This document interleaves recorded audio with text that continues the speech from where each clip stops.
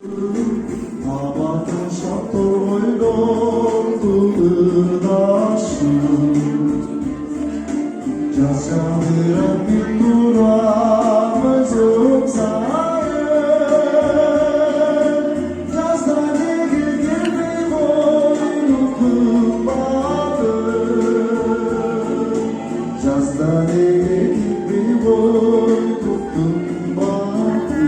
mama. Gönlümdür sallanıp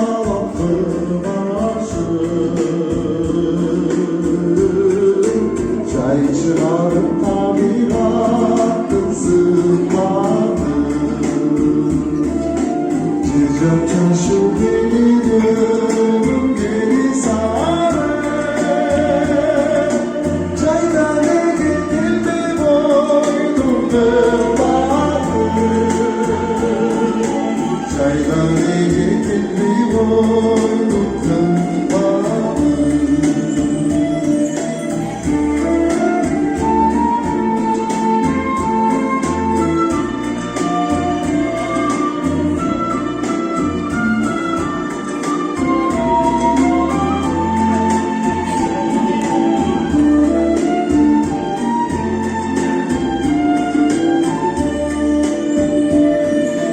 Allah'ın Türk'ünde sırası Sultandırdır adamların filası Küsümlerden büyük kürsün özüne Kış dönemi geldi boynum kırmadı Üstüne kelbi boynum kırmadı. İşte o vakti da biz ürettiririz de. Geçsin mi? Hepsini birleşetken var. Kasep koyup getiriyoruz.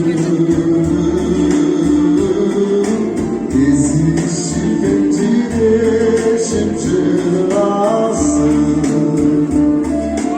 Derenin bahsinde düştü caydırma. Geçi geçi kışçıdan kırmadı. Geçi geçi suyum olsun kırmadı. Günde de geçmiyorsun. Derenin bahsinde düştü Günde böyle olmaz mı? Var ya da günde geçti. Bu da geçsin mi? Ya hankala bu ne? Bugün attı ne o? Geleceğim ayda günde geçin üstünde yok. Yasak çıkmadı oradan bir de şimdi. Geçin yok mu?